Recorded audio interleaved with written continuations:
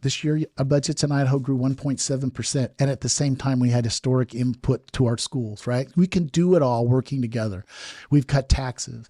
We've fixed the male-female thing. We've done the woke thing. We've done the pronoun thing. We've done all these things that are very conservative to keep Idaho, like we talked about with DEI and other things, Idaho.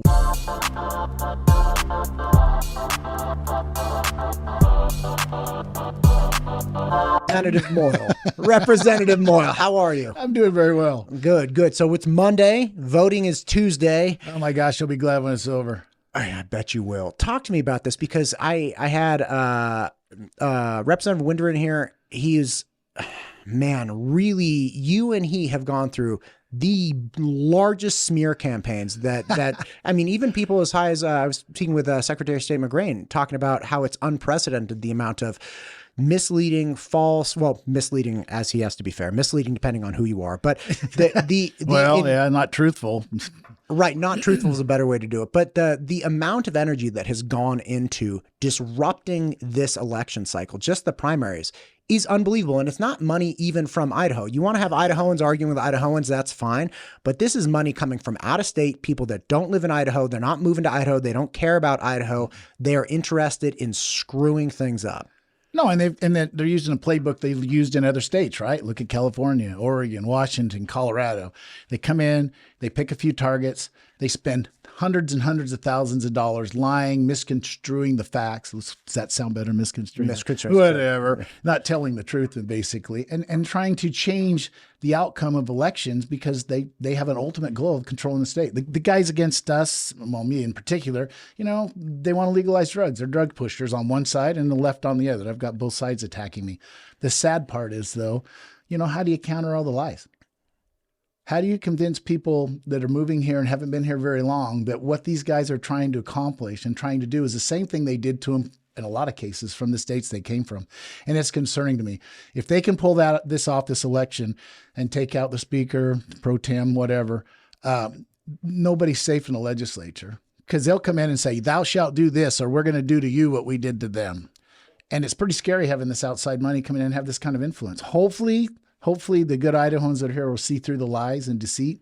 If they don't, man, Idaho's in for some trouble. It'll change politics in the state of Idaho because they will be able to control things with this money each election. They'll start just picking everybody off that won't do what they tell them to do. Now, when you talk about hundreds of thousands of dollars, it's hard for, I think, some people to understand that what would go into that. But there are things like, I've talked to people who have literally gotten 6, 7, 8 mailers per day that are these insane things against you.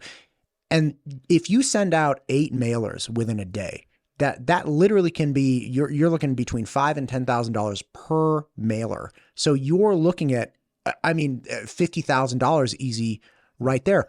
Why do you think this is happening? Like, why are they coming after you and other established legislators and state representatives that built the state? Because you have been in the service of the state for how long? 26 years. Very blessed. So 26 years, 1998 to right now, you are part of the reason the state is the way it is. Why are people coming after you? You know, I was born and raised in Idaho. I ran for the legislature for one reason originally, was tax relief. We used to have some of the highest income tax. It used to be 8.2%. Hate them. And I wanted to cut taxes. The guy that represented the district at the time, we became friends later after I beat him, was, he was big on raising tax size against him. That's what started this political thing. I wanted to cut taxes. And in those days, Idaho was what you would think it was, right? Everybody knew everybody. Everybody was friendly. Nobody went out and attacked anybody. We had civil conversations. We may not always agree. We'd go to lunch afterwards and we were friends, right? You could sit down and disagree, but you weren't disagreeable, right? As time has progressed and we've had all this influx of people that have come here because they want what we have, right? We created the Mecca, safety, great people, great state with environment that's no better. You can be in the desert in 1 minute, in the hills in the next. You can be rafting the river 1 minute, and you can be camping by a lake. So we're just so blessed to be here, and we have everything everybody wants. So people are coming, and as people come, in my opinion, they're fleeing. They're leaving because they've got problems where they're at. These same people that are attacking us today are the ones that caused the problems in those same states there. These people that are attacking us today want people that will do what they tell them. They want control. I assure you, you do not want outside influences from outside the state of Idaho controlling your legislators, controlling how they vote, telling what they shall and shall not do. If you get to that point in Idaho, we will be no better than California, Oregon, Washington, Colorado. You name the state, it will destroy the state. We'll go from bright red to, we'll go to blue because they will destroy it. And that's my concern. And so as these people move here, my concern, as my experiences showed me, I want to keep Idaho what it was. I want it for my grandkids. I don't want it to change. And one of the reasons you're seeing the attacks against me today are because I won't move. You're not going to tell Mike Moyle what he's going to do. My concern, though, is these new friends of ours that are moving here, they don't know what to do with that information, right? It's those 1-second clips that they get thrown at them, and they don't know whether to believe them or not. And this new world of negativity and short clips is getting people convinced or concerned. And they may make some decisions that will have an impact on the state of Idaho by changing what we have, by allowing those same groups that destroyed with their outside money, destroyed their state they came from, destroy Idaho. And I don't want that. So hopefully our new friends can learn not to believe the lies. We'll see through the deceit and keep Idaho, Idaho. Because if they don't, we're in for some big changes that none of us are going to like.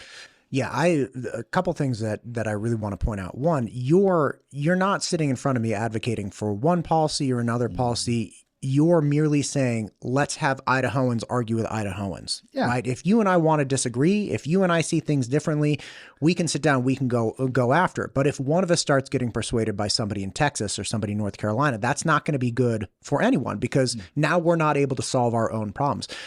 The other thing that I think is really important is that, look, when we all move here, right? And I'll use me as an example. I left California for very specific reasons. There were social pressures, there were economic pressures, there were law enforcement pressures, all kinds of things. I mean, you can be a criminal in California, get a little ticket, and move on with your life. It's horrific. So I moved here because for dump trucker reasons, but those were some of them. And moving here, I can tell you, yeah, I was worried about anything that would kind of seem like it was leading in that direction. I think those people, myself included, in the absence of a real education about what this state is and what it's not, we can only reference the things we know. It's like, oh, I knew when we gave up on law enforcement. I know when we gave up on public education. I know when we gave up on English and started making up pronouns. I know all of these things. And that anxiety is very easily harnessed and manipulated. So, for instance, and again, I don't live in Tammy Nichols' district. I'm not one of her constituents, but I had her on the show because I saw this flyer that went out talking about how Tammy Nichols is a socialist and she wants to make Idaho like the next San Francisco. That to me is so distasteful because, look, whatever you think of Tammy Nichols, Senator Nichols, it's none of my affair. But we should at least have a dialogue with her in Idaho about Idaho problems and not attempt to leverage out-of-state issues. Oh, I agree all the way. And I think that's kind of what I'm trying to say. You have these new folks that come here and they're afraid. They're afraid. Yes. They're fleeing. They left because of your example, the dump truck load of reasons. And when they get here, they don't want what they came from. The problem that we have now in Idaho that we didn't used to have is these outside influences with their outside dollars have figured out it's cheap to come into Idaho and basically crucify people and mislead the voters about what people really do or did. And in the end, you end up with what you left, right? And it's a fear factor. They use the fear against those of our friends that have moved here recently. I was at a thing the other night. I asked, how many of you have been here more than 2 years? Most of them had been here less than 2 years. How many of you have been here more than 3 years? By the time I got to 4, all of them were new to Idaho. And that's good. I don't have a problem with that. We have a great state. But don't come try to fix something that's not broken. And don't let outside influences from Texas, North Carolina, wherever, make you think that things are going to be bad because the people that have kept Idaho, Idaho, and done the things that made this the Mecca that you came to enjoy, throw them out. You don't want to go there. They're your friends. We're all friends working together. But my concern again is this outside money. It will destroy this state like it did all the others because, listen, it's Idaho. I'm a legislator. I'm a farmer, right? I don't run around with $500,000 to run for a legislative seat. It's not how it works. but they can dump $1 million against me, and it's no big deal to them. And they can convince these poor friends that are moving here that are fearful. They use the fear that they have from where they came against them, right? They're smart. They've done it before. Right. And that concerns me because that fear is what will destroy Idaho. They will utilize that fear with their outside resources to do things that you don't want to happen here. They will change Idaho to what you left and fled in the first place. Sorry, that's kind of depressing. No. It's not. It's reality. Just like we're all going to grow old and die, hopefully, like this is reality that, again, I think we need to come back to, which is, look, if you're not considering where you're getting your information, that's a problem.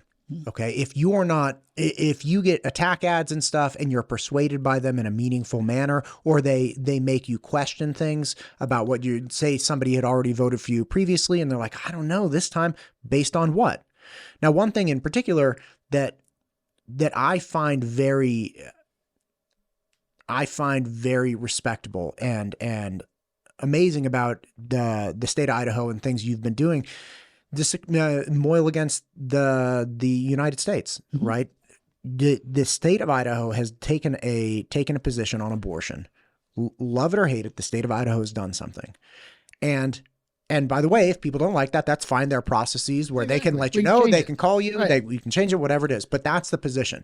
And again, Idaho arguing with Idaho. I should sit down and say, I don't like this, and you should say, I don't like that, or blah, blah, blah. We go back and forth.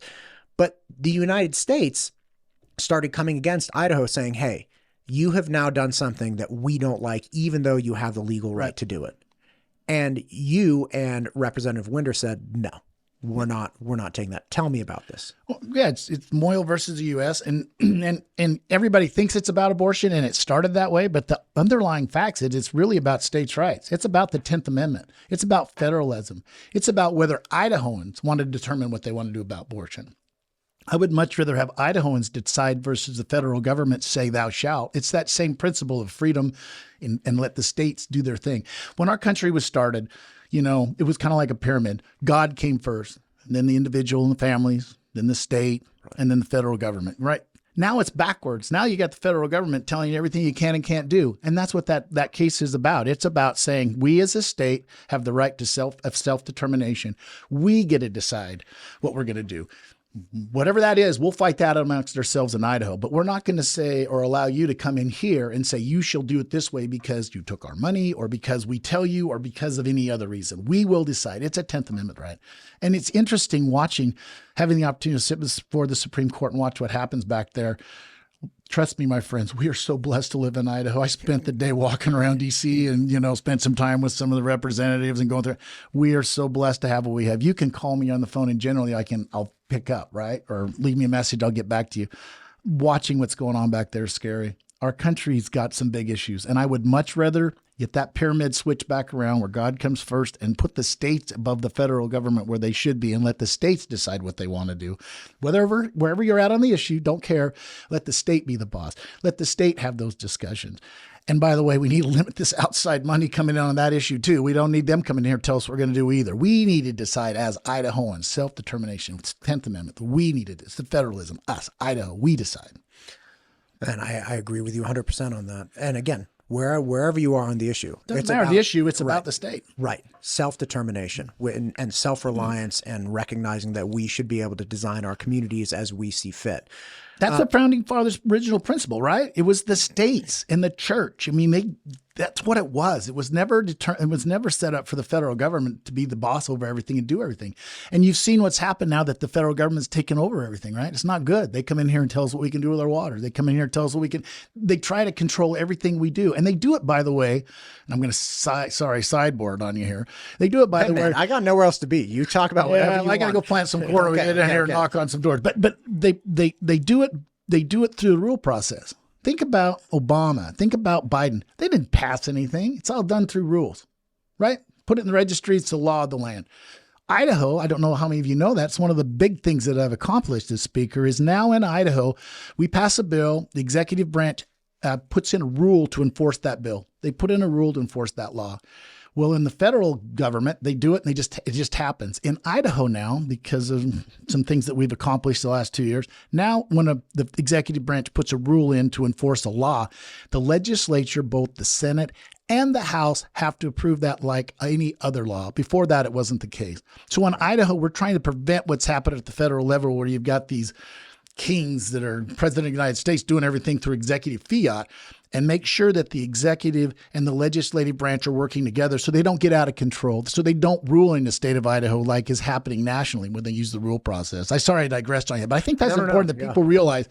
One of the things in Idaho, in fact, we got national news from the Goldwater Institute and others talking about what a great thing we've done with the rule process in Idaho, because now rules have to be approved like any other law by both the House and the Senate. Great impact. It will be great for the state of Idaho in the years to come. Oh, that's a great check and balance. To your point, again, I went to school in Berkeley, don't care for Berkeley at all. But one of the things that parallels that problem is that the city council in Berkeley does a revision or clarification of a rule. So they don't actually go to the constituents. They don't talk to the town. They're just like, hey, look, we're just clarifying this rule. And they'll add in language. They're like, it was unclear. Let's go ahead and just make this a little bit more clear. And they'll change definitions. They'll change rules. They'll effectively change law without going through the proper process at all. Absolutely. And it leads to just horrific outcomes. I mean, anybody who's been to Berkeley in the last 10 years, you're going to see how horrific it is. Well, and that's the problem, right?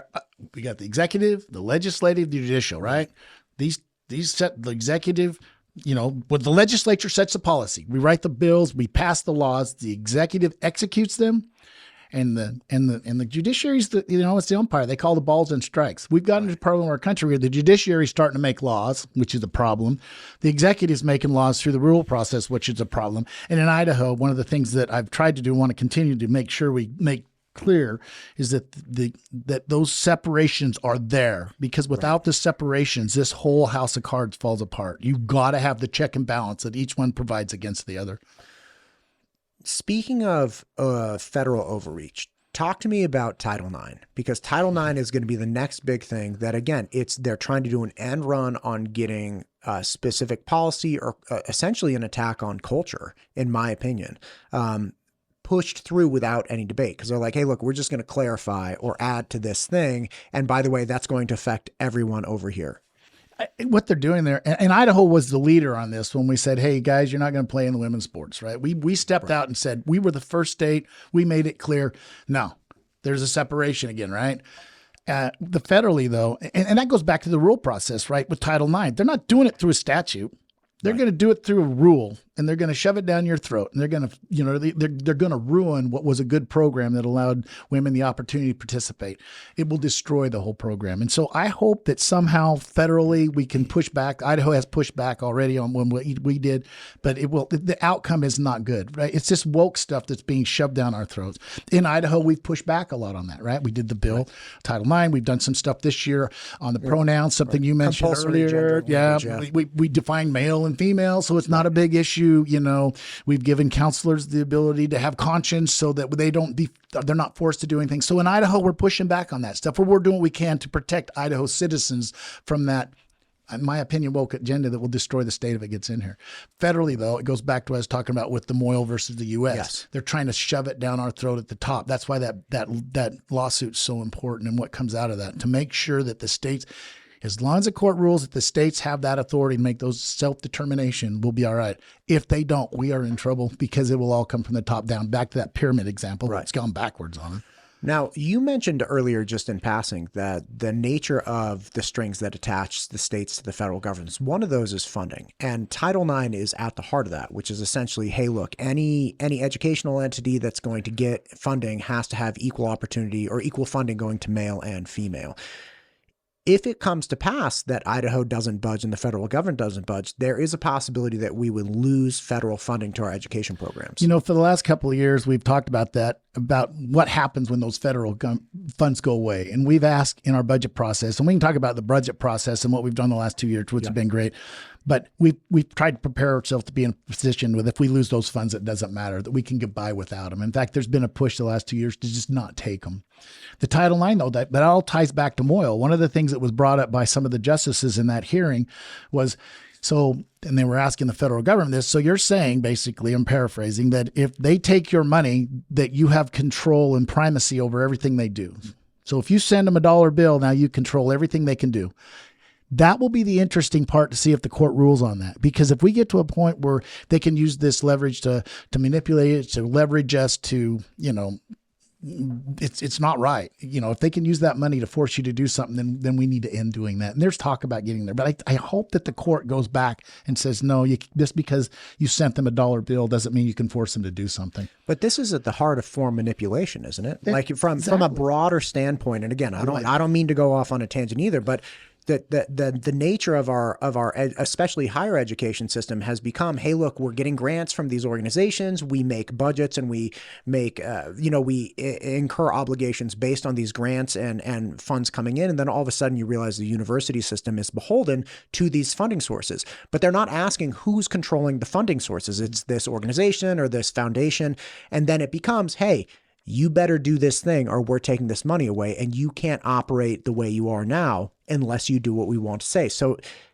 everything you just said ties into this election this time. Everything you just said with these outside funds telling people what they're going to do and thou shalt or else, that's exactly what's going on to the state of Idaho with these outside dark money, dirty money, whatever you want to call them. It's the exact same thing.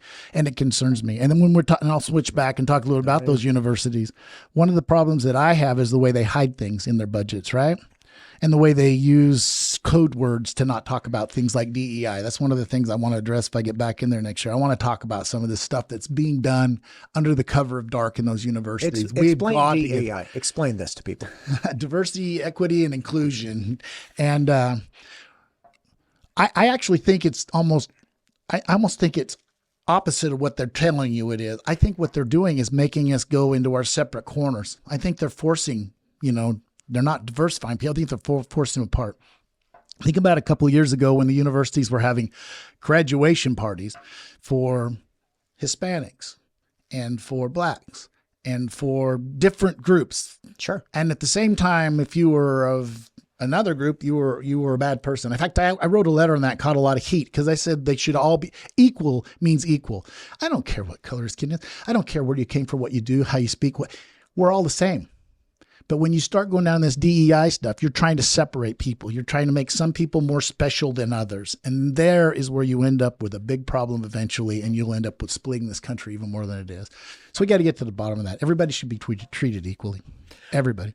Yeah, listen, I couldn't agree with you more on this. The DEI, the push towards diversity, the push towards inclusion, there was a thing, and again, not talking about other states, but there have been other laws passed recently that have actually repealed decade-old legislation that said, hey, nobody should pay attention to skin color, nobody should pay attention to race, gender, any of these things. They're like, no, let's repeal this or let's modify this so we can actually start categorizing people and then force private businesses to start acting in a proper way. People actually, even in my former state, didn't believe that this was happening until you presented the evidence to them. We're like, listen, they're literally saying you cannot hire another white dude. It's racism. It's racism. Right. And this is the argument that I've always made, which is, listen, the second you start talking about my gender and my ethnicity, and by the way, I'm Mexican, so just what do you want me to do?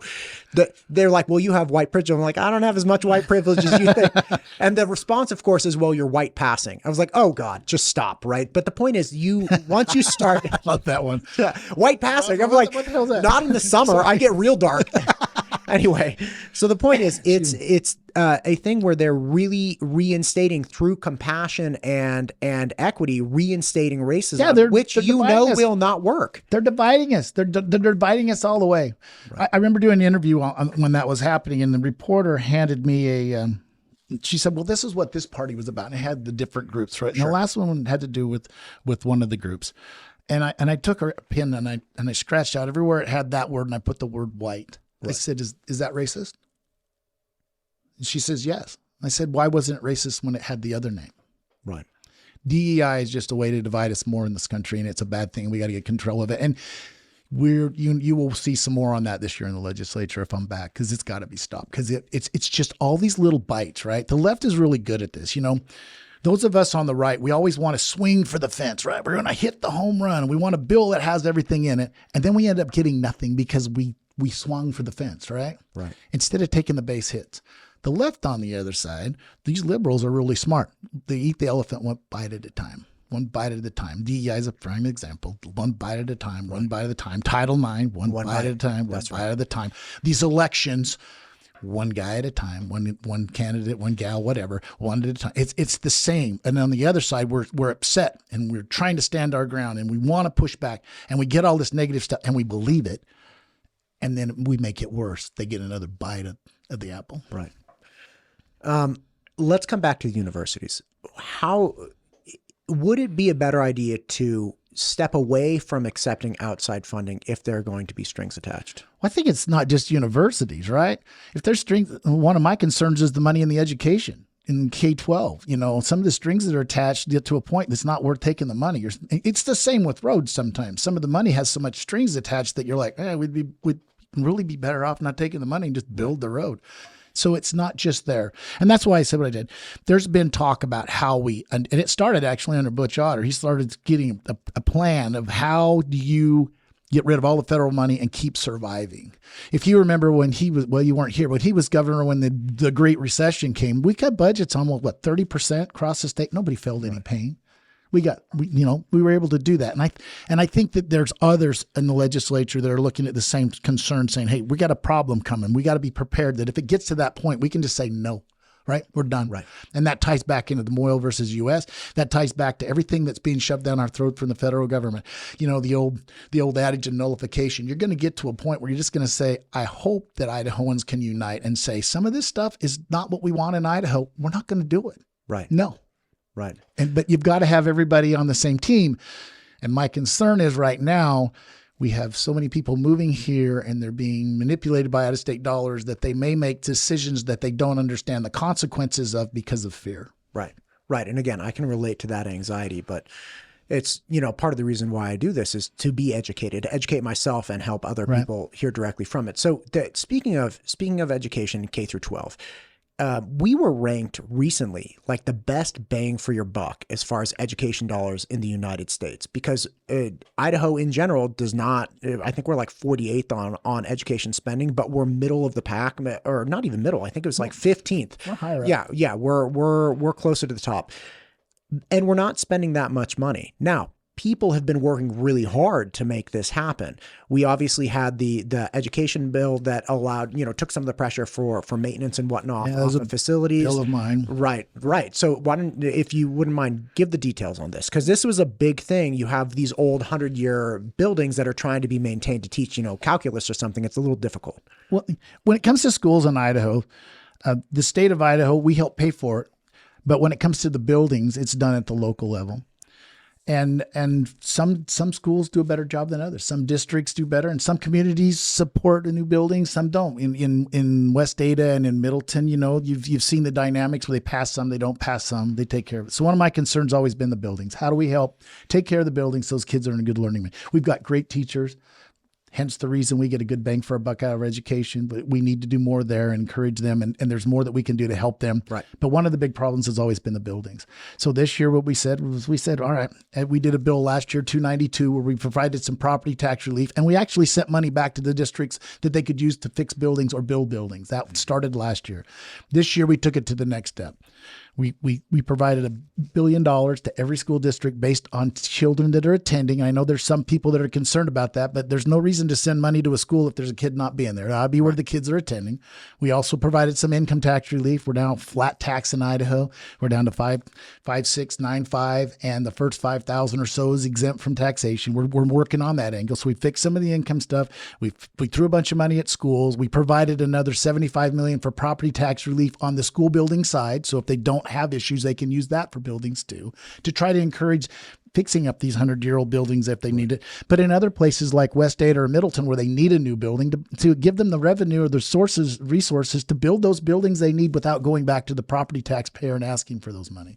There's more to be done there, and you'll see more in the coming years. But we're starting to move down that road of trying to build buildings. One of the things that did too was that bill provided for a committee to meet to talk about standardizing buildings. If you look at some of the buildings, some of these school buildings. I was in Lewiston the other day. Holy moly, they built the Taj Mahal. They could have built a lot more for a lot less and got the same bang for their buck. So we're looking at a way to standardize that because some of the costs to engineer those buildings are exorbitant. So we want to provide a mechanism that maybe the state can standardize those buildings. So you need this many kids, boom, here's the building. So you don't have to pay all that money to an engineer each time to do it. Right. And other ways, more accountability. And there's more to be done, but we're trying to move the ball as we try to help our schools, as we try to provide money for the buildings, but at the same time, provide tax relief for our citizens on the other side so it doesn't fall on them. Right. And form following function seems only appropriate when you're dealing with a schoolhouse, because the real asset there is not necessarily the roof or the foundation. Yeah. It's the people, it's the teachers. It's the teachers, and they need a good, safe building that's right. But they don't need the Taj Mahal, right? There's a balance.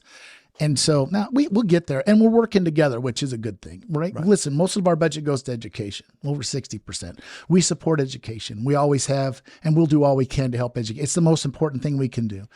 And that's why we talked about DEI and some of those other things. There's some things we need to do to protect our children, right? That's what we're doing. We're protecting our children. But there's more that we need to do to help when it comes to buildings and other issues to help those local folks in the decisions they have to make. Here's one other thing. And you brought up roads earlier when we were talking about taking funds. What do we do to help integrate and more appropriately, I don't want to say design, because the government's not in charge of designing the state. How do we manage growth in a way that allows for appropriate growth based on school zones and taxation districts, all of these things? Because this is a really big issue, especially in the Treasure Valley. I mean, it's it's the best spot in the country, in my opinion. That's why everybody's moving here. That's right. Yeah. Right. And welcome, by the way, right. Matt. We love having you here. I love being here. Thank you very much. I used to chop corn, by the way, in the field here. This used to be a cornfield and a pivot, and I can remember combining and seeing deer come out, elk, and bears of all things. This field was a big bear field. But having said that, it's awesome. Good to have you here. Yeah, I can tell you stories. It's a good place. Yeah, it is. So what do we do? Is there something better the state can do, or are we essentially just, it's kind of like a controlled fall. Like we're just, the gravity's pulling everybody here and we're just kind of managing them as they land. Well, we have been doing things, right? The last 2 years, we've dumped at least $200 million for bridges across the state, right? And you got to remember, when we talk about roads, you've got the local highway districts and the state highways, right? So you're seeing Highway 44, for example, being widened all the way out to Star, and they're going to try to go all the way through Middleton. There's some issues there they're working on. You're seeing Highway 16 be built to the freeway. Those are all state roads. You're seeing the freeway being expanded and widened. Those are all state funds. And we've done some issues there with Garvey and other things to help provide more funds to get those built. On the local side, we've started, like I said, the last 2 years, $200 million each year to fix the roads, the bridges and the roads in those areas. And then we also did some more money for grants to fix some roads, and some of that will be going into our own neck of the woods here in Ada and Canyon County. So the state has been, when we've had these surpluses, dumping money, or not dumping doesn't sound right, but allocating. Yeah, allocate. We've been spending money to help fix those roads, and we'll continue to do that. But remember, it's all across the state. We have problems here in the Treasure Valley. Eastern Idaho has the problems, Northern Idaho, because they're all growing. Maybe not as fast as we are here, but they're all growing. So we've tried to balance that with these surpluses and use those for roads. We also send back a lot of the money and resources that received from the fuel tax and registration fees to the local highway districts to help them. One of the things I'd kind of like to see, and I brought a bill to try to do that, but it's going to take a lot more work, to try to consolidate some of these highway districts. Some of them are really small. It usually costs as much to run a small one as it does a big one. We could save some money, get more money on the road if we could consolidate some of these smaller districts. And there's talk about that, but you got to be careful. You don't want to take away the local control. So it's a balancing act. Right. But you're seeing the state send a lot of resources back on those roads for the last 3 years. And you'll continue to see us do that because we all understand the impacts of growth and what it needs to do and what we need to do to help do it. There's also the locals can have more say in that, how that happens too, by the way. Ada County Highway District, for example, in Ada County, the highway districts in Canyon County, they can work together with those developers to help expand those roads while they're building those projects. And I hope they do more of that because those impacts ought to be covered by the new folks moving in my opinion, and not those of us that have been living here for years. That makes sense. One more thing. Just one? Well, we could talk all day. I'm trying to be. I know you got your tractor to jump on. We're almost out of water. I got a flat outside. As a farmer, you have a unique perspective about the growth in this area. Oh my gosh! How do we honor our agricultural legacy? How do we honor our agricultural industry while managing all of this? It's a conundrum, right? So when I leave here, I'll go check some cattle that are sitting by Legacy here, the other side of Eagle, and there's subdivisions all around those pastures. And I find it interesting. Sometimes I'll go out there and families will have their children out there looking at the cows eating, and people will put their lawn chairs and watch the cows or ride their bike. It's a benefit to them. It's pretty kind of cool, right? I like it. But it's really difficult as a farmer. I say I farm between the houses. I farm from Nampa up by Costco all the way up through Middleton and across from Middleton to Eagle. I have another dryland farm in northern Idaho, a little bit in eastern Idaho. Very blessed. But those farms in between those homes and subdivisions, part of me wants to keep it a farm ground forever, right? And that's what we all want. We love those open spaces. But you get to a point where, what about the individual that can't afford the farming? But the farming's not where the money is anymore. I'm sorry. The growth here has driven those prices. And there's a lot that are trying to hang on. But you get to a point where the private property rights kick in, and they ought to be able to develop if they choose to, in my opinion. So what we've done in the legislature last year, passed a bill, Farm Bureau brought it, trying to identify those lands, right? Trying to figure out where they are, and then try to find some ways to incentivize those open spaces to stay cattle, to stay cornfields, to stay mint fields, to stay agricultural use that we all benefit from. And it's hard. One of the things we did this year that we need to do more of is try to force the cities to grow from the center out. You're seeing this hopscotch, which destroys part of the farmland too, because you go out here, you got to, I would rather see them grow out. So we're doing things in the legislature to try to incentivize that, but we have to be really careful about the private property rights. The little widow lady where those cattle sit that owns that land, I do not in any way ever want to prevent her from being able to take what she worked her whole life to create with her husband who has passed, take away of the ability for her to, benefit from the value of that land. I don't want to go there, but I also want to do all I can to incentivize her to keep living it, have cattle on it, to keep farming it. So it's a real balancing act. And I think working together, we can get there. But again, the growth determines that, and as people come in, they're going to force the issue harder. But we'll do some things. We started that road the last year, and we'll do more in the future to try to incentivize those agricultural land standards and incentivize people to be there. It's really hard to get into farming. I mean, I think I got a John Deere hat on. That green paint is expensive, right? Before you came here when I was a kid farming this field where your house is, these were all farm fields. As a kid, I remember I was 6 years old. I'd ride my horse from Meridian to Star. I would never let my grandchild do that again. So the changes, I've been here to watch it all.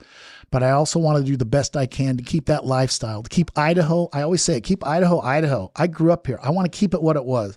And this outside money, these outside influences, be damned. We need to work together as Idahoans to solve those problems and protect each other. And that's what we're trying to do with farm ground stuff. We have talked about a lot of things. Fun stuff. Great stuff. I know we could keep talking. Is there anything you want to touch on before we end it today? I think that our new friends that are moving here need to know what's going on in Idaho. When I was blessed to sit before the Supreme Court and hear that case here a couple of weeks ago, Moyle versus State, it was pretty humbling. Afterwards, they had a lunch deal with a group called ADF, very conservative group. And I sat at a table, and Raul, my good friend, sat over here, and I sat on another one next to him, and we had attorneys, but we also had some of their state legislative representatives for that company.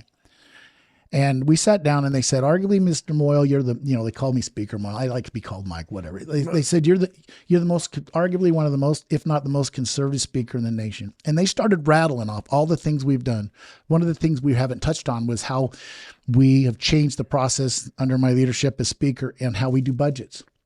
Last year, budgets were over double digit. This year, our budgets in Idaho grew 1.7%. And at the same time, we had historic input to our schools, right? We can do it all working together.